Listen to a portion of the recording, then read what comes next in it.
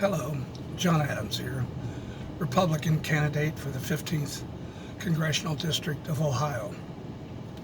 Today I'm in Dublin, Ohio, and this is a city which hosts let me turn this around so you can see a little bit of Dublin as we're driving around.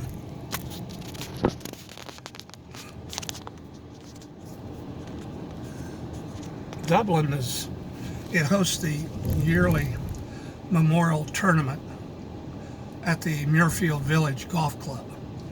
The course was designed by the world's greatest golfer, who is from Upper Arlington, Mr. Jack Nicklaus. Also, the city of Dublin hosts the annual Dublin Irish Festival, which is the largest three-day Irish festival in the entire world. In 2017, Dublin was ranked as the 6th best place to live in the United States. Cardinal Health is the largest employer in the city with about 4,800 employees.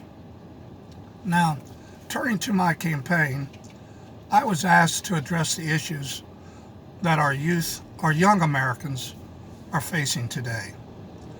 They are facing a job market that does not offer much in income that would allow them to live a decent life. Many of them are saddled with huge amounts of student loans that are impossible to pay off without a job. Many of them graduate from college and find very few job opportunities commensurate with their college studies and degrees. Some of our youth have low-paying jobs while living in apartments or with their families. Many of them have the dream of owning their own home, the American dream. What they see now are home prices skyrocketing, preventing them from buying their first home.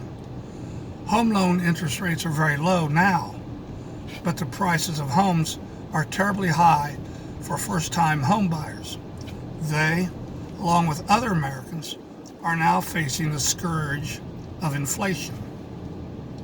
They need to buy food, gasoline, and other necessities for themselves, and they are seeing prices go up and up at the grocery stores and at the gasoline pumps, which has gone up about 50% since the first of the year. The youth are being trapped in their apartments, if they are fortunate enough to even have that. The path from poverty to prosperity looks very bleak to our American youth who are putting off starting their own families. They wonder if they can afford to raise a child or two. They wonder, what is causing all of this economic turmoil? Easy answer here. In President Trump's administration, they were borrowing money to stem the dangers of the COVID-19 pandemic. Since Joe Biden became president, he and his fellow Democrats have continued the borrowing of trillions of dollars from the Federal Reserve, which is backed by we, the taxpayers. So the problem of fiscal irresponsibility did not start with President Biden. Go back to the year 2000, and our national debt was about $5 trillion. With both Republican and Democrat administrations, that $5 trillion has now ballooned to almost $30 trillion in only 20 years. The Federal Reserve, it digitizes and monetizes the trillions of dollars and then loans it to Congress to essentially pump more dollars into the current pool of money. That makes the dollar weaker and the buying power for everybody also weaker, especially our youth, who have very little money to begin with.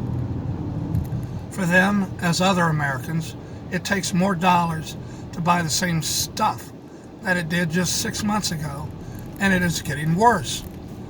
One of the other factors that our youth are subject to is the stock market and all the other economic markets.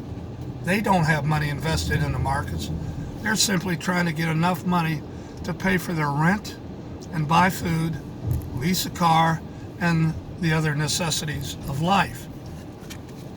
But when the stock market goes through a major correction or collapses, which is being predicted by many economists, businesses then go bankrupt and millions of Americans become unemployed. The federal government is pouring all of this fiat money into the big money pool that is causing stock prices to inflate, just like commodities like food, medicine, gasoline. But wait, the financial markets are a huge risk to our youth and anybody else who puts their money in stocks and other financial instruments.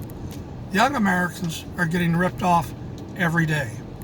They get gouged by landlords and almost any transaction they encounter. Many have to work dull, boring jobs at low pay, oftentimes working 2 jobs just to survive. Many of the billionaire class, the oligarchs of our country, pay their employees peanut wages while they jet all over the world or into space with their space toys. Now, I'm not condemning capitalism. I condemn some of the capitalists who control Congress and get most favored treatment from their hired hands in Congress. So what in the world can a young American do in our current economy to rise from poverty to prosperity? Do they look to the federal government for a handout?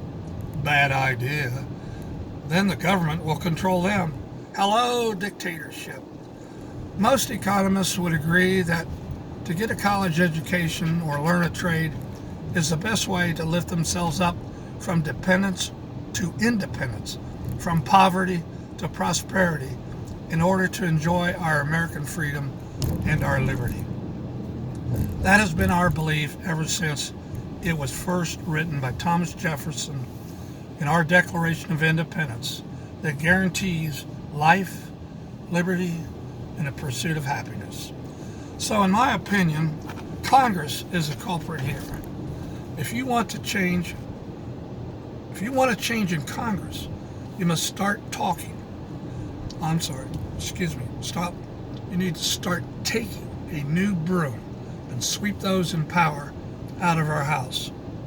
A new broom sweeps clean.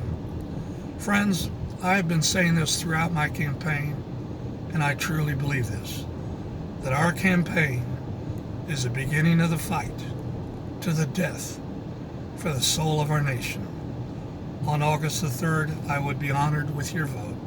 Thank you, and may God bless America.